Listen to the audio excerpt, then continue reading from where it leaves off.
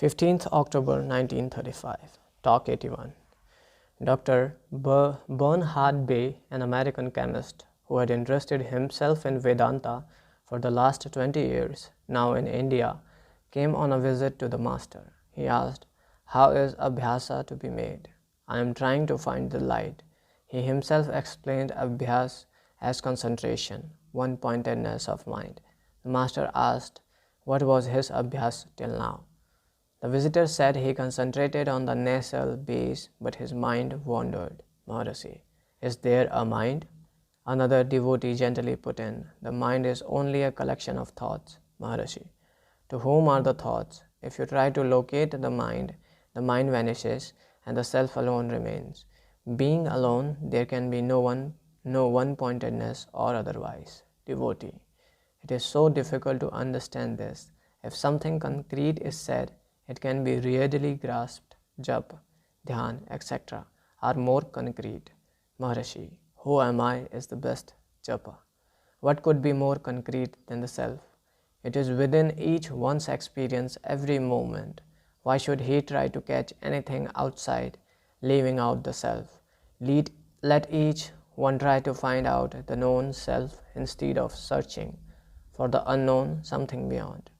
Devotee, where shall I meditate on the Atman? I mean, in which part of the body? Maharishi, the self should manifest itself.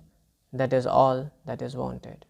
A devotee gently added, on the right of the chest there is the heart, the seat of Atman. Another devotee, the illumination is that center when the self is realized. Maharishi, quite so. Devotee, how to turn the mind away from the world?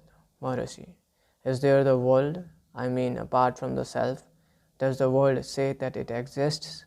It is you who say that there is a world. Find out the self who says it. 16 October 1935, Talk 82. A question was raised about the differences in the various samadhis. Maharishi, when the senses are merged in darkness, it is deep sleep.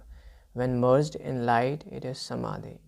Just as a passenger when asleep in a carriage is unaware of the motion, the halting or the unharnessing of the horses, so also a jnani in Sahaj Samadhi is unaware of the happenings, waking, dream and deep sleep.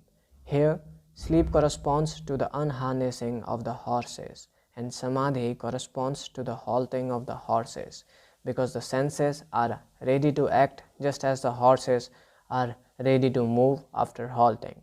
In Samadhi, the head doesn't bend down because the senses are there, though inactivate, whereas the head bends down in sleep because the senses are merged in darkness.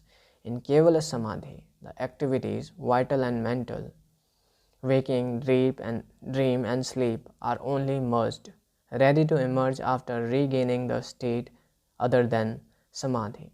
In Sahaj Samadhi, the activities, vital and mental, and the three states are destroyed, never to reappear. However, others notice the jnani active, that is, eating, talking, moving, etc. He is not himself aware of these activities, whereas others are aware of his activities. They pertain to his body and not to his real self, Swarupa. For himself, he is like the sleeping passenger or like a child interrupted from sound sleep and fed, being unaware of it. The child says the next day that he didn't take milk at all and that he went to sleep without it. Even when reminded, he cannot be convinced. So also in Sahaj Samadhi.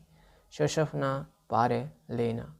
Here Sushumna refers to Tapo Marg, whereas the Para Nadi refers to Gyan Marg.